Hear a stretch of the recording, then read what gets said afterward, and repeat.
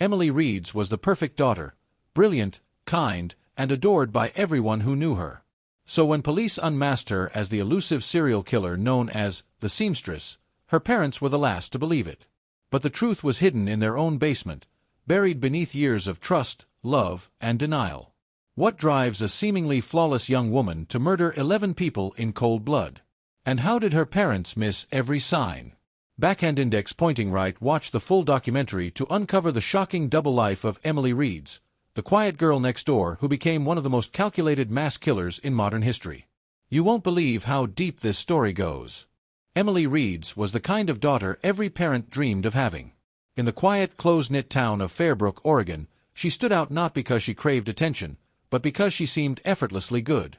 She earned straight A's, played the cello in the school orchestra, and spent her weekends helping at the local animal shelter.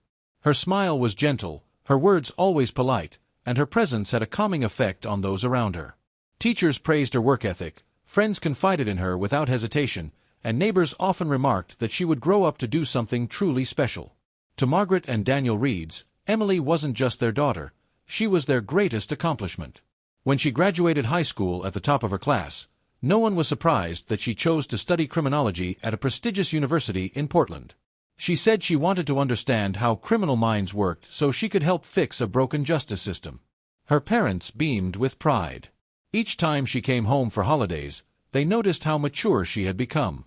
She carried herself with quiet confidence, always asking questions about how things were in town and if any local cases had ever gone cold. It seemed like the curiosity of an ambitious student, nothing more. Back in Portland, Emily rented a modest apartment and lived alone. She kept in touch regularly, calling home every Sunday like clockwork. Her parents never heard panic or anger in her voice, just calm, deliberate thoughtfulness. If anything, she sounded more in control of her life than ever. They had no reason to worry. She didn't party, she wasn't dating anyone, and she didn't seem to struggle with money or stress.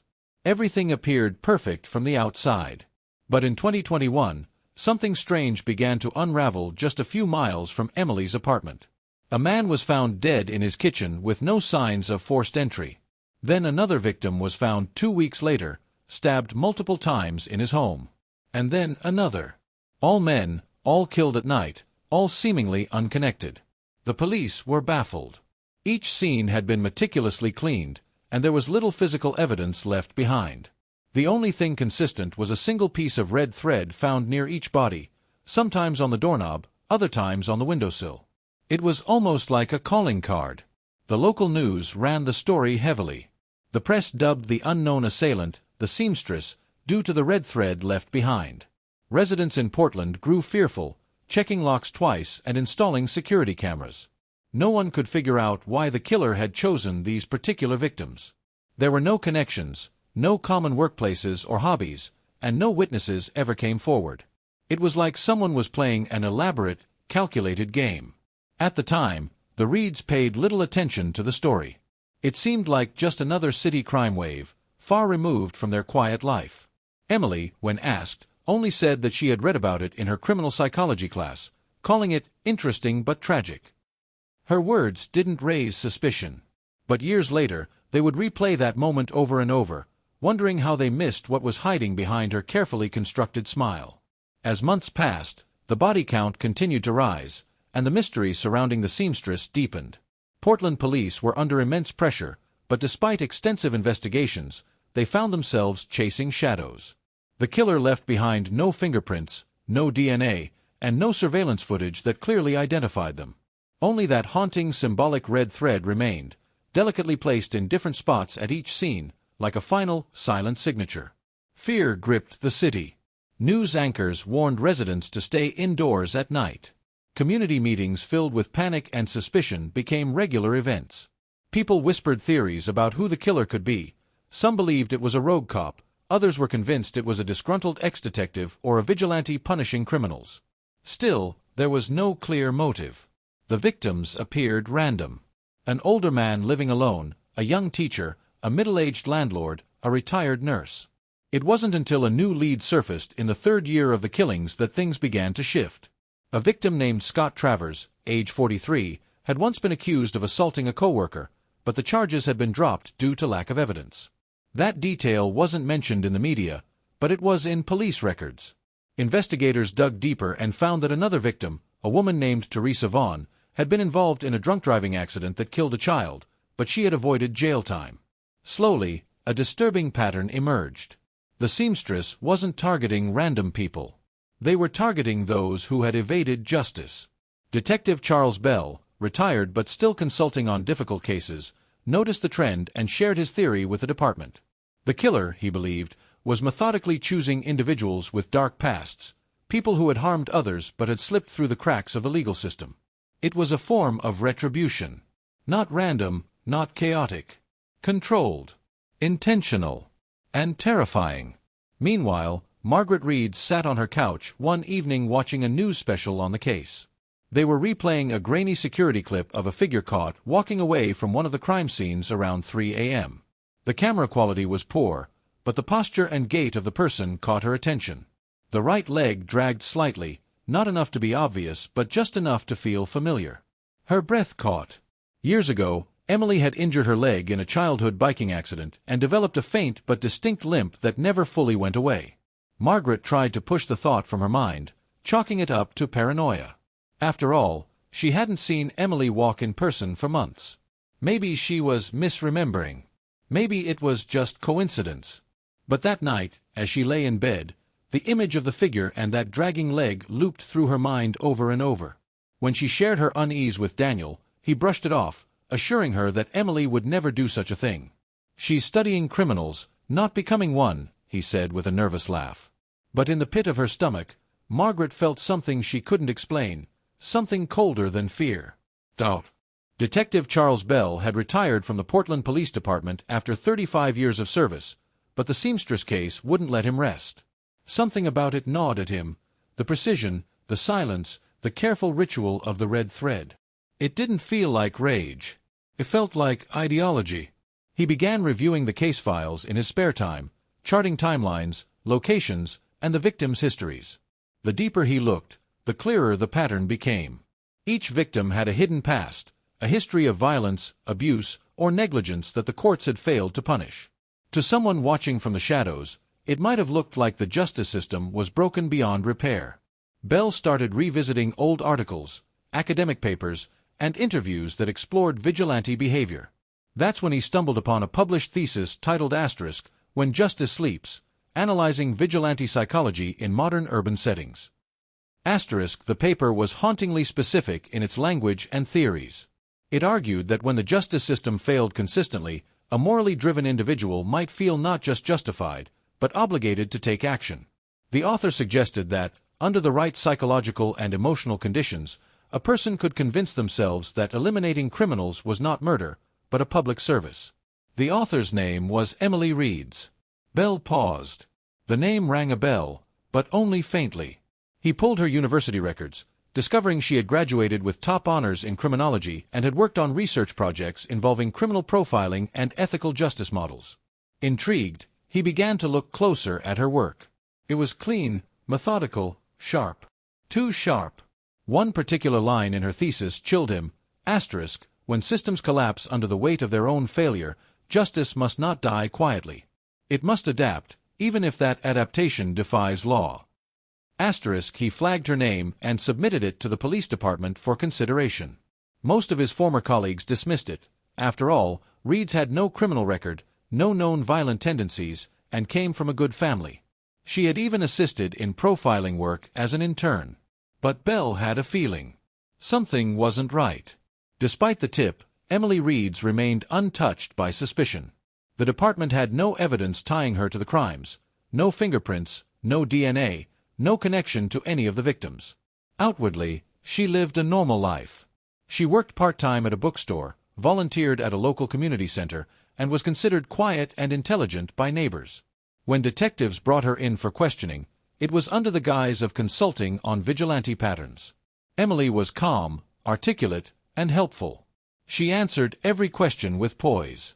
She seemed fascinated by the case, offering suggestions about behavioral motives and possible triggers for the killer. When she walked out of the station, they had nothing on her.